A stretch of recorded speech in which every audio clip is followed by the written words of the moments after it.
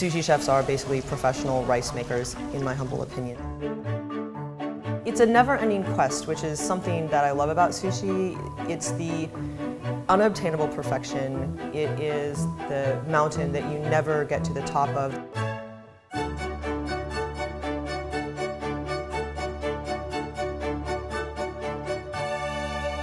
Welcome to Zilla Sake. So growing up, my parents taught me to be strong, goal-oriented, high-achieving, to pay attention to detail.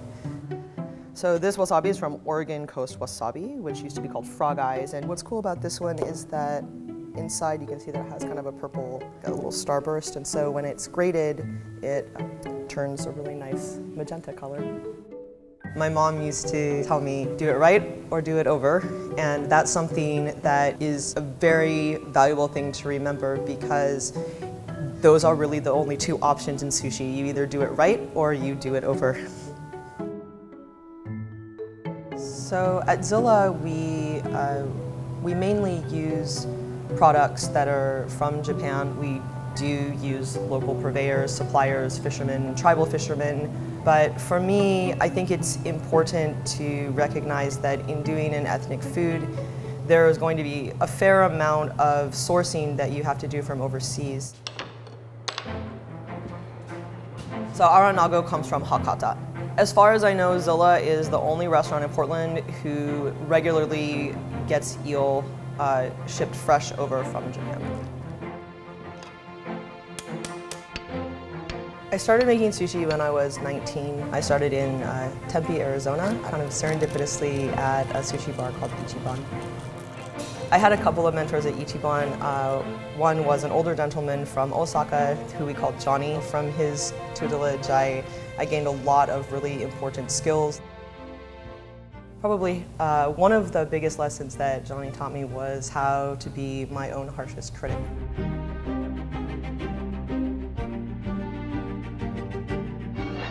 I moved to Hilo, Hawaii in 2002 to pursue a linguistics degree at the University of Hawaii, Hilo.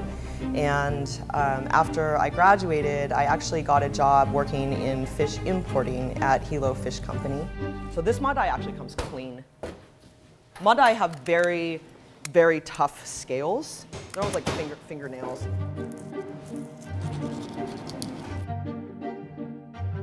My job was to coordinate container ships going through different ports in Asia and then bring those containers to the state of Hawaii, offload them, and then sell the product to our clients.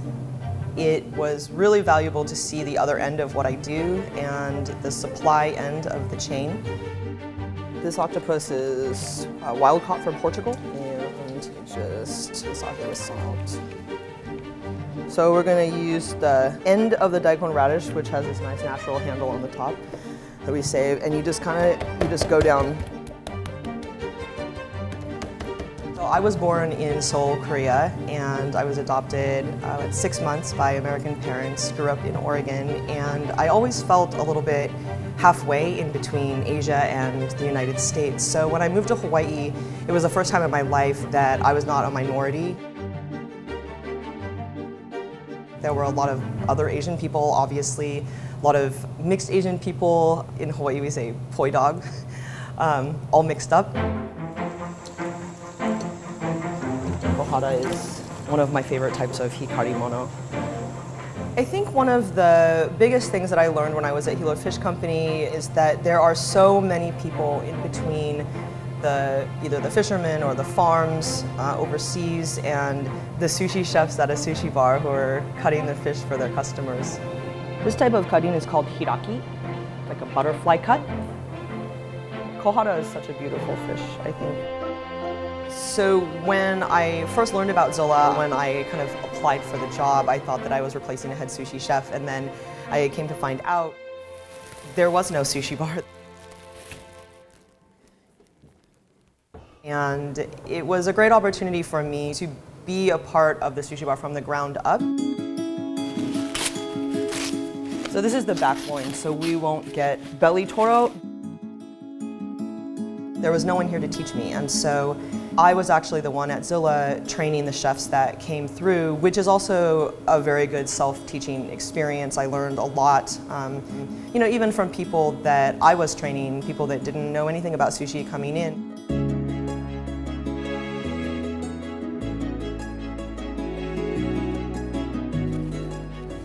Humility is the cornerstone of being a good sushi chef. So not having a sushi mentor or someone to train me or look over my shoulder later on in my career posed its own challenges. But I would say that it really made me be the person who had to look over my own shoulder.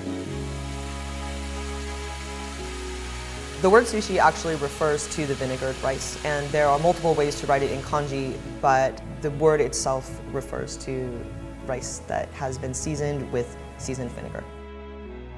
This is a really grounding part of being a sushi chef. It's humbling to wash rice. We're not cooking it in a cast iron pot over a fire anymore, but it's something that connects sushi through the history. For me, rice is the heart of the sushi. It's the most important ingredient, and we actually consider the fish to be the topping for the rice. You can have the best fish in the world, but if you don't have good sushi rice to go along with it, your sushi will automatically not be good.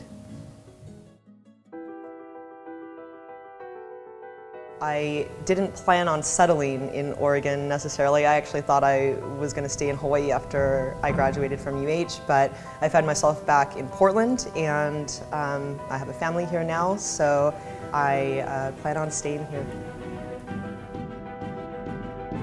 I've come across many obstacles in my career, my gender, my ethnicity, not having someone to train me later on in my sushi journey, but I think overall that experience has made me the sushi chef that I've become today. Japanese bluefin chu toro sashimi with locally grown fresh grated wasabi. I've never pouted about it. It's not something that got me angry, it's just something that was motivating for me to work harder, to prove myself. Madai from Japan. It's just something that for me was motivating those type of situations to climb my own ladder, my own mountain, and that's how I got to be the owner of Zilla today. Japanese bluefin akami. House-cooked taco. Kohada from Japan.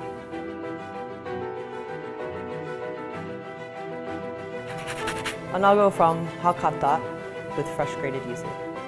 Young women come through here that I have been able to train, and it gives me a lot of happiness knowing that the perseverance that I've learned in my career is something that I can pass on to the next generation of sushi chefs that are just starting out now.